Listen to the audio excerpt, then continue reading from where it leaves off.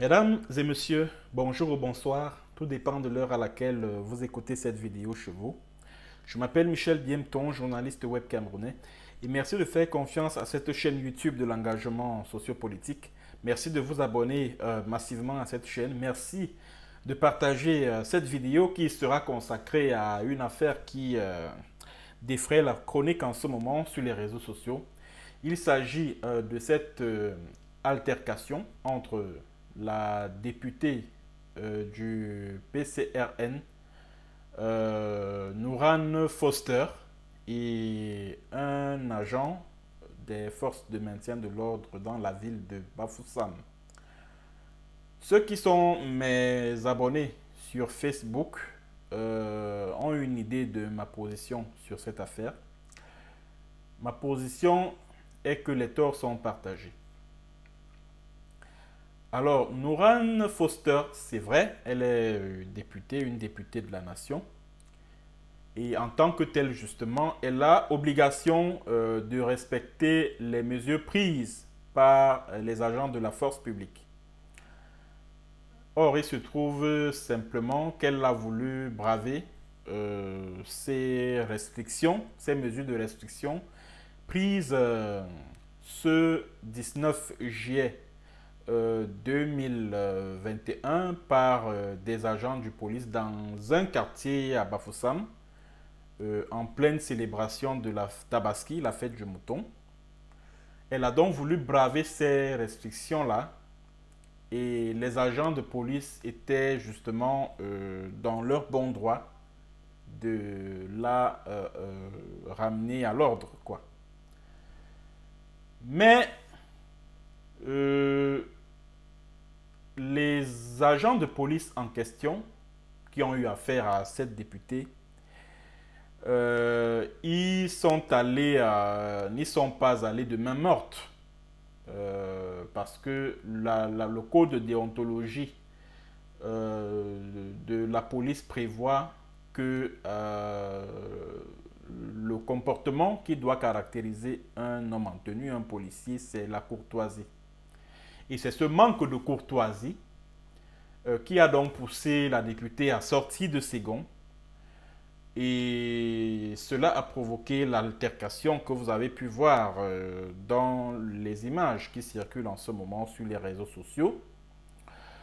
On a même vu un de ces agents de maintien de l'ordre froisser carrément la députée Nourane Foster, ce qui est une faute très lourde qui appelle des sanctions disciplinaires parce que, au-delà du fait qu'il s'agit d'une femme, Nourane Foster est avant tout parlementaire, députée de la nation, c'est-à-dire qu'elle jouit d'une immunité qui la préserve de ce type de tracasserie policière, de ce manque de respect venant d'un agent de police.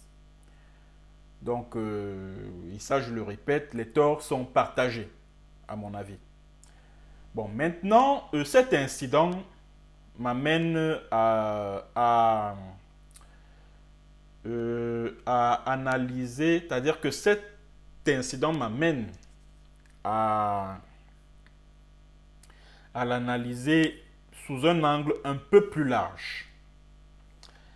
Cet incident m'amène à pousser la réflexion sur ce parti politique qu'on appelle le PCRN. C'est-à-dire le parti qui a à sa tête M. Cabral Libi Lingué. Mais avant que d'en arriver là, j'aimerais rappeler à Nourane Foster que ce qu'elle a subi de la part de ses agents de police, c'est exactement ce que les Camerounais subissent au quotidien, avec l'approbation de son parti et de son président, c'est-à-dire que de son camarade président, Cabral Libi Lingué. À la seule différence que elle peut au moins dire à un policier, à un inspecteur de police principal, que je suis député de la nation, tu sais qui je suis, tu sais qui est mon mari.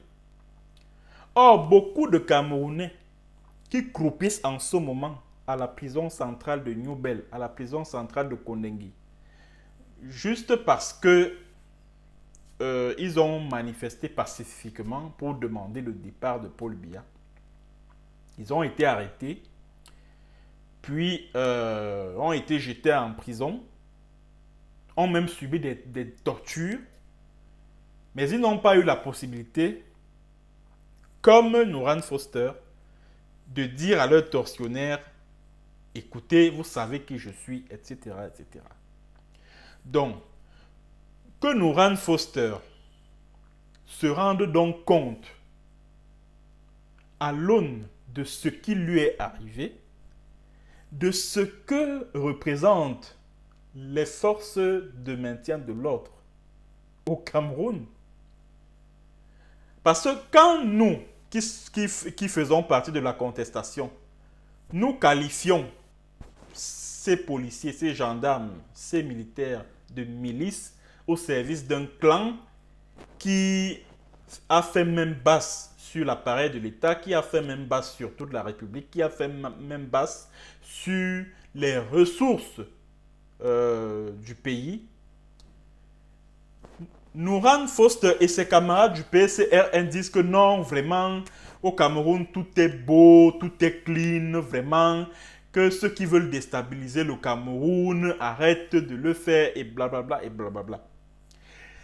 J'espère que Nouran Foster, à travers ce qui lui est arrivé, va se rendre compte de ce que nous avons souvent l'habitude de dénoncer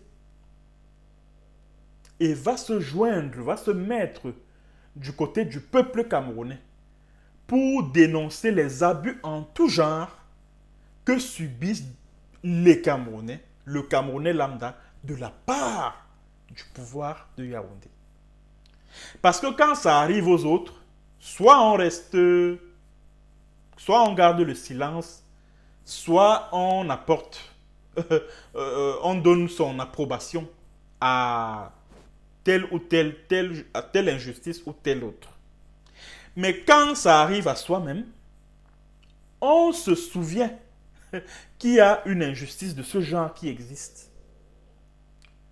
Alors j'espère que, avec ce qui est arrivé à Nouran Foster, cette dernière se rendra compte de ce que les forces de défense et de sécurité au Cameroun ne sont pas au service du peuple camerounais, elles sont plutôt au service de Paul Biya, de sa famille et de ce club, c'est-à-dire que ce clan familial qui veut confisquer le pouvoir par tous les moyens, qui veut s'accrocher au pouvoir ad vitam aeternam.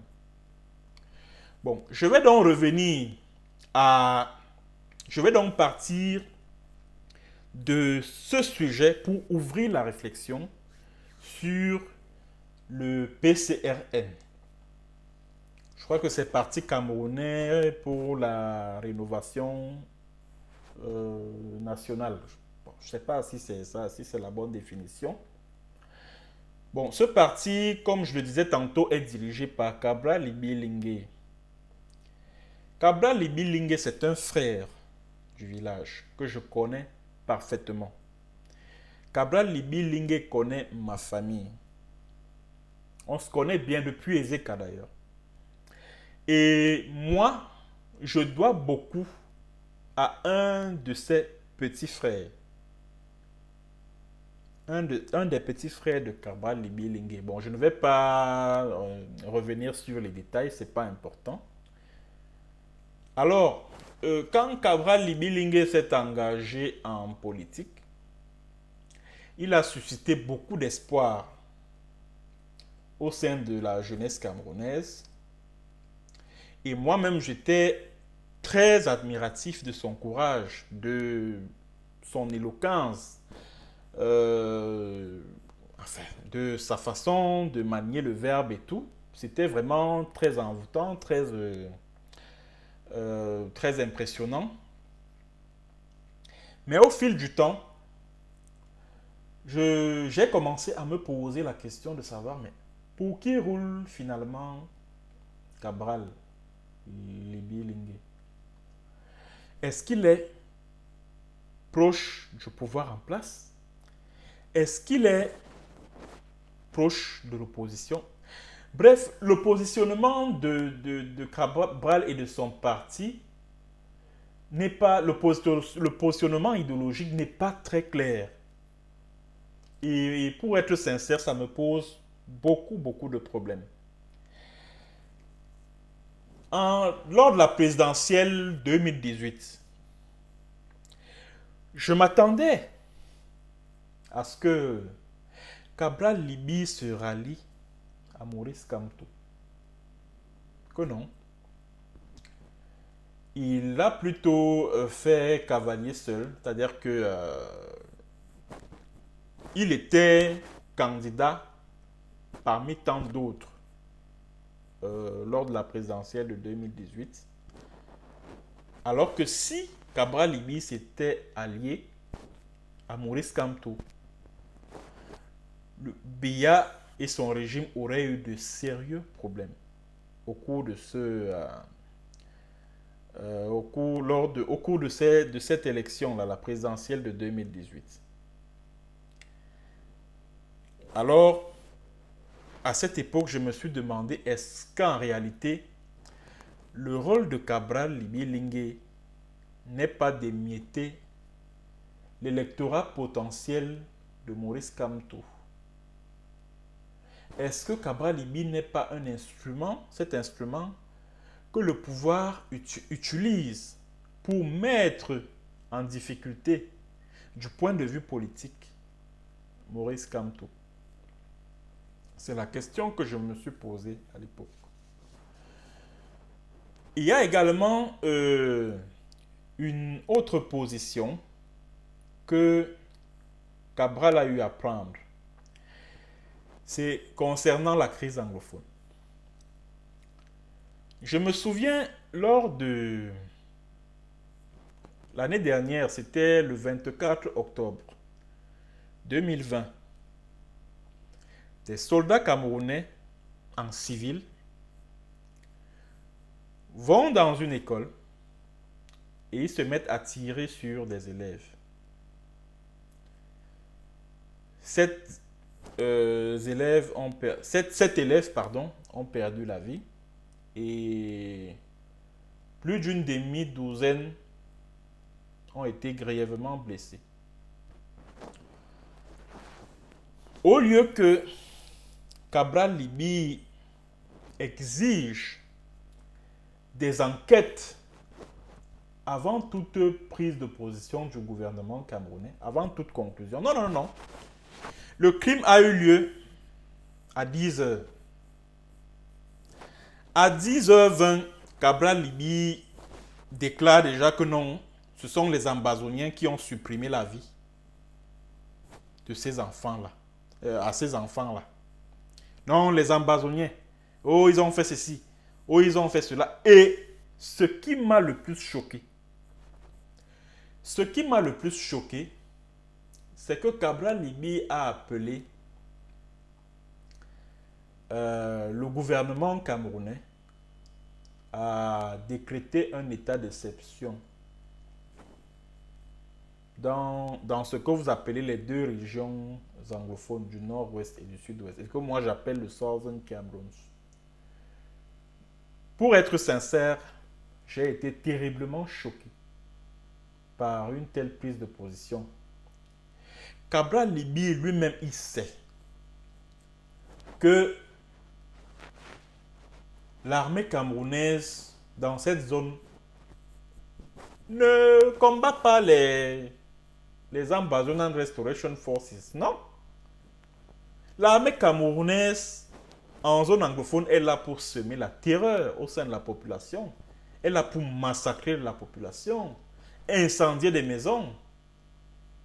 Et maintenant, quand Cabral Libi vient dire que, quand Cabral Libi demande au gouvernement camerounais de décréter un état d'exception dans cette zone, C'est pourquoi? C'est pour que cette armée puisse commettre plus de crimes.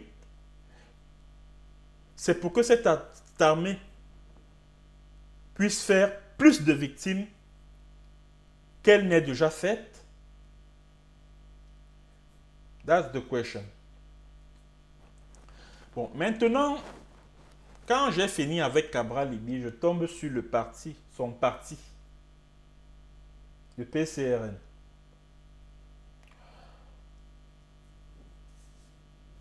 Je me pose une fois encore la question de savoir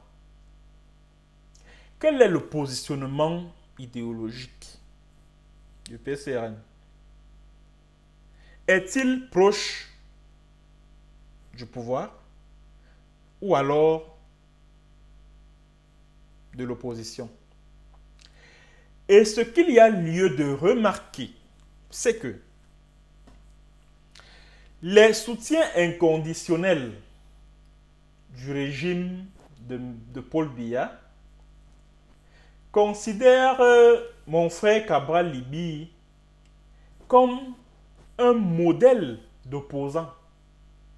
C'est-à-dire que chaque fois que ces soutiens du régime de Biya veulent parler d'un opposant camerounais en bien, il cite toujours Cabral Libye Lingué.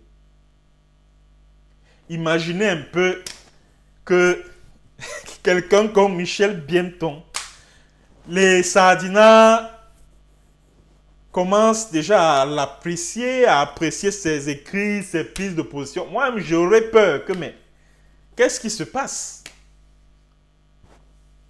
Qu'est-ce qui se passe? Quand on sait que pour peu que tu sois quelqu'un qui revendique, qui conteste le pouvoir de Yaoundé, tu deviens l'homme à abattre. Mais voilà un opposant, le président du PCRN, Cabral Libye, il dit qu'il est opposant. Mais il est très apprécié dans le camp d'en face.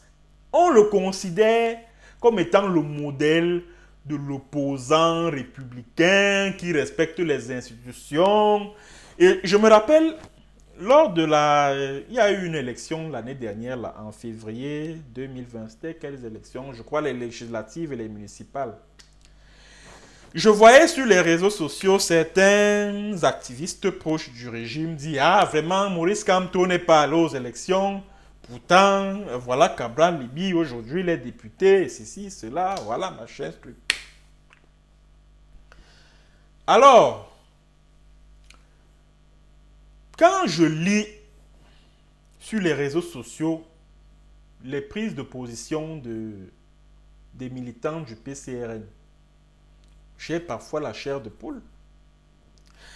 Ce sont eux qui passent le temps à s'attaquer au MRC, le parti de Maurice Kamto.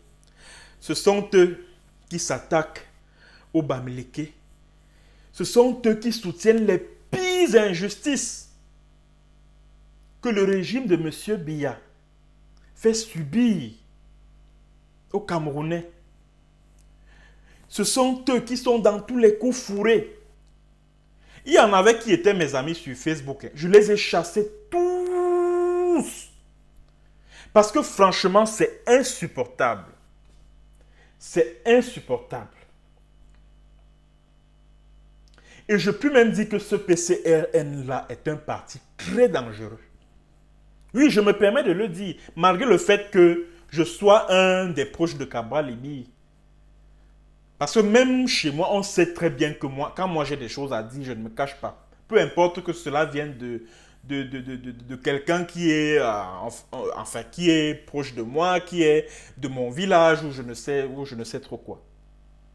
Mais franchement, je me permets de dire que ce PCRN-là, c'est un parti extrêmement dangereux. Ce sont eux qui sont toujours là à venir justifier les bestialités les plus ignobles du régime de M. Biya.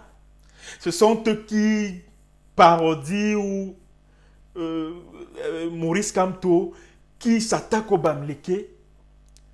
Et j'aime mon grand frère, je me rappelle mon grand frère que j'aime bien, Armand Okol, pendant que après la sortie de prison de Maurice Kamto en octobre 2019, il s'est rendu dans un débat. Du moins, il participait à un débat, je crois, télévisé, dans une chaîne de télévision dans une chaîne de télévision privée basée à Douala. Bon, je ne sais plus si c'était STV2 ou alors Vision 4. Bref, je ne me rappelle plus bien. Et Armand Okol, qui est, je crois, le chargé de la communication du PCRN, a déclaré que Maurice Kamto a dû adresser une lettre d'excuse à Paul Biya pour sortir de prison. Je dis, ben, c'est pas possible. C'est grave. Comment? Je me suis posé la question à l'époque de savoir que, mais comment le grand frère Armand Okol peut dire des choses comme ça? Mais c'est pas possible. Jusqu'à ce que, en février, je crois, 2020, c'est-à-dire l'année dernière, quand le commandant, mon très grand commandant, Calibri de Calibro de la brigade anti-Sardinard, est allé interpeller bruyamment le président français Emmanuel Macron lors du salon de l'agriculture à Paris, en France, en lui disant qu'il y a un génocide dans zone anglophone, que Paul Biya passe le temps à assassiner les Camerounais. Macron s'approche de lui et c'est au cours d'un échange entre Calibro de Calibri et Emmanuel Macron que l'on apprend que c'est Emmanuel Macron qui a fait pression sur Biya pour que ce dernier puisse libérer Maurice Kamto comme condition de sa participation à un sommet qui devait avoir lieu à Lyon. Je crois un sommet sur le financement de la santé. Le sommet avait lieu en octobre 2019. Et c'est là où je me suis rappelé de ce que Armand Okol avait déclaré dans une chaîne de télévision privée. Quand il disait que oui, écoutez, Maurice Kamto a adressé une lettre d'excuse pour sortir. Il a adressé une lettre d'excuse à Paul Biya pour sortir. Je me suis demandé à quoi cela servait de mentir si ce n'était pas une volonté de nuire, de ternir l'image de Maurice Kamto. À quoi tout cela sert? Au fait, quel est même le véritable rôle du PCRN? Lors de la marche du 22 septembre 2020 à Douala, ce sont les militants du PCRN. Ce sont les militants du PCRN qui livraient les manifestants à la police. Et avant, c'est-à-dire que quelques jours avant la marche du 22 septembre, certains militants du PCRN qui sont basés à Douala commençaient déjà à proférer des menaces vis-à-vis de ceux qui oseraient participer à cette marche. Ils avaient proféré des menaces en disant que oui, ce sont les Bamileke, ceci, cela. Et une autre affaire qui m'a le plus choqué et dans laquelle se trouvent impliqués des militants du PCRN, le parti de mon frère Cabral Libé Lingué, c'est l'affaire Mirabel Lengom. L'affaire Mirabel Lengom. C'est-à-dire que voilà une jeune fille dont l'image a été salie sur les réseaux sociaux par les camarades de Cabral Libye du parti PCRN. Martin Camus-Mime, mon confrère, qui en ce moment est détenu à la prison centrale de Douala, est impliqué dans un scandale avec une jeune fille, Malika Baïmi. Maintenant, pour distraire l'opinion camerounaise de ce scandale-là, un des militants du PCRN, qui s'appellerait, je crois, Bapes Julien, utilise sa petite amie, Mirabel Lingom, dans le cadre d'une campagne de lynchage contre Paul Tchouta. Quelques jours plus tôt, une vidéo montrant Paul Tchouta en intimité avec la mère de ses enfants a circulé sur le net. Et c'est la police, c'est-à-dire que ce sont les éléments de la police, la direction de la police judiciaire de Yaoundé à Eliguesono, qui ont mis cette vidéo sur les réseaux sociaux. Alors, les militants du PCRN ont donc utilisé cette vidéo-là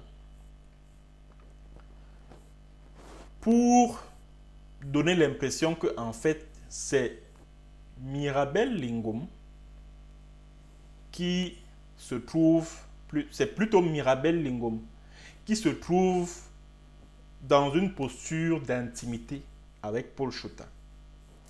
Ils ont donc inventé des interviews. Ils sont trois. Il y a un autre là qui s'appelle aussi Batoum qui là. Fritz Messé, Poutine le Lion et puis un autre là qui s'appelle Ngojo. Ngojo, je crois qu'il doit s'appeler Ngojo quelque chose.